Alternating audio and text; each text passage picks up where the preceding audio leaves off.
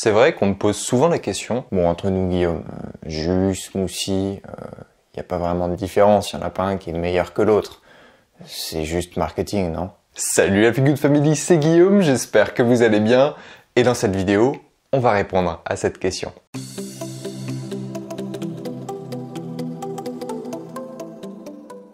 Avant de plonger dans les détails et de regarder si vraiment il y en a un qui est meilleur que l'autre, je vous propose déjà d'expliquer la différence entre un jus et un smoothie. Le jus, qu'il soit composé de fruits, de légumes ou des deux, il est toujours dénué de fibres. Pourquoi? Parce que c'est simplement le résultat du pressage de ces éléments-là. On prend les fruits, les légumes ou peu importe, tout ce qu'ils composent et on les presse pour simplement en extraire l'eau et les nutriments qu'il contient. Et à l'inverse, un smoothie, lui, n'est pas pressé, il est mixé. C'est-à-dire qu'on va prendre pareil tous ces composants, fruits, légumes, les deux, peu importe. On met tout dans un blender généralement et on va tout mixer. Ce qui fait qu'on va avoir eau, nutriments, tout comme un jus, mais on aura en plus des fibres. Et d'ailleurs, souvent dans le smoothie, ce qu'on fait, c'est qu'on rajoute de l'eau pour faciliter le mixage. Alors, jus ou smoothie, c'est quoi le meilleur? Eh bien, pour ceux qui me connaissent, vous savez qu'il n'y a pas de réponse universelle. Jus ou smoothie, ils ont tous les deux leurs caractéristiques, leurs avantages, leurs inconvénients. Et en fait, c'est la situation qui va déterminer lequel est le meilleur. Il n'y a pas de vérité absolue. On ne peut pas dire le jus est meilleur que le smoothie ou le smoothie est meilleur que le jus. Ça dépend de la situation. Je vous propose donc qu'on regarde en détail ces différentes situations.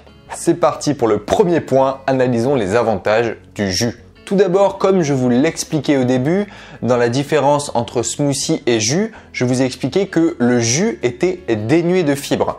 Donc forcément, qui dit moins de fibres, dit plus facile à digérer. Ça va davantage être comme un liquide. L'estomac et votre système de digestion aura moins de travail à faire et donc ça passera plus facilement, tout simplement. Et qui dit passage plus facile, dit évidemment libération des nutriments beaucoup plus rapide et facilité. Donc, lorsque vous buvez un jus, vous avez accès plus facilement aux nutriments qu'il contient, à l'énergie qu'il contient. En plus de ça, forcément, le jus étant largement constitué d'eau, c'est excellent pour se réhydrater. Le jus, il est donc idéal pour les personnes qui ont du mal à digérer, qui ont des problèmes digestifs, mais c'est aussi parfait pour les sportifs qui ont besoin d'énergie rapidement disponible et qui ont besoin de se réhydrater. Mais évidemment, le jus n'a pas que des avantages, il a aussi des inconvénients dans certaines situations. Le premier désavantage, c'est déjà que le jus, il est dépourvu de fibres, donc il vous en importe pas. Logique. Et donc, vous ne bénéficiez pas des effets ralentisseurs de la digestion de ces fibres-là. Et en quoi c'est une mauvaise chose? Eh bien, tout simplement parce que plus votre digestion est lente, plus vous assimilez les nutriments lentement. Et donc, comme les jus sont généralement riches en sucre, vous allez assimiler le sucre des jus beaucoup plus rapidement. Ce qui fait que votre glycémie, votre taux de sucre sanguin, aura tendance à monter plus rapidement, vu que les fibres ne seront pas là pour ralentir ce processus. En conséquence, plus votre jus sera sucré, plus vous aurez tendance à avoir le fameux coup de barre. Qu'est-ce qu'elle était conne cette figure de style. Et évidemment, trop de sucre aura aussi tendance à abîmer vos dents. En plus de ça, une glycémie trop élevée est souvent synonyme de stockage de l'énergie sous forme de graisse. Mais comme je vous l'expliquais au paragraphe précédent, si vous utilisez cette énergie tout de suite dans le cadre d'une activité sportive par exemple, il n'y a aucun problème, il n'y aura pas de stockage, le sucre sera utilisé pour cette activité physique. Évidemment, pour ce qui est des jus, préférez les faire vous-même ou vous tournez plutôt vers les 100% pur jus. Comme ça, vous êtes sûr que vous n'avez pas de merdouille en plus dedans. Maintenant, tournons-nous vers le smoothie et regardons déjà premièrement ses avantages. Comme vous l'aurez deviné, puisque c'est la différence fondamentale entre un jus et un smoothie, les fibres sont le caractère de différenciation de ces deux-là. Donc grâce à ces fibres, un smoothie va être digéré moins rapidement.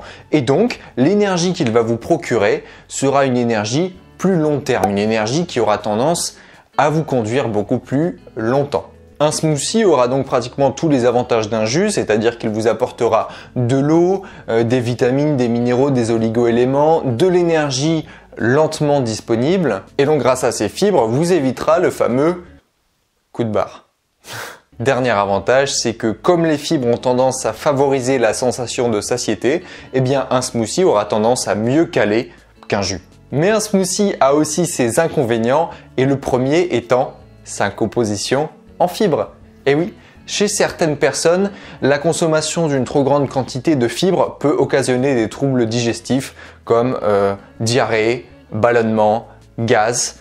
Et ça, c'est un inconvénient. De la même manière que les jus, les smoothies trop sucrés auront aussi tendance à attaquer vos dents. Et malgré la présence de fibres, un smoothie trop sucré aura quand même tendance à faire monter votre glycémie, à faire monter votre taux de sucre sanguin et donc à favoriser l'effet coup de barre. Voilà la Feel Good Family, vous l'aurez compris, jus ou smoothie, c'est surtout une question de situation et de goût aussi. Et maintenant, dites-moi en commentaire si vous saviez tout ça, s'il y avait des points que vous aviez déjà acquis. Je suis curieux de savoir. En attendant, si cette vidéo vous a plu, comme d'habitude, n'oubliez pas le gros pouce bleu en bas de la vidéo qui fait toujours super plaisir. N'oubliez pas de vous abonner à cette chaîne si vous ne le faites pas déjà. C'est le bouton juste sous la vidéo. N'oubliez pas non plus la petite clochette qui se trouve juste à côté si vous voulez être notifié à chaque fois qu'une nouvelle vidéo sort. Mes réseaux sociaux, comme d'habitude, vous les retrouvez dans la description. Moi, d'ici là, je vous dis à la prochaine. Let's feel good!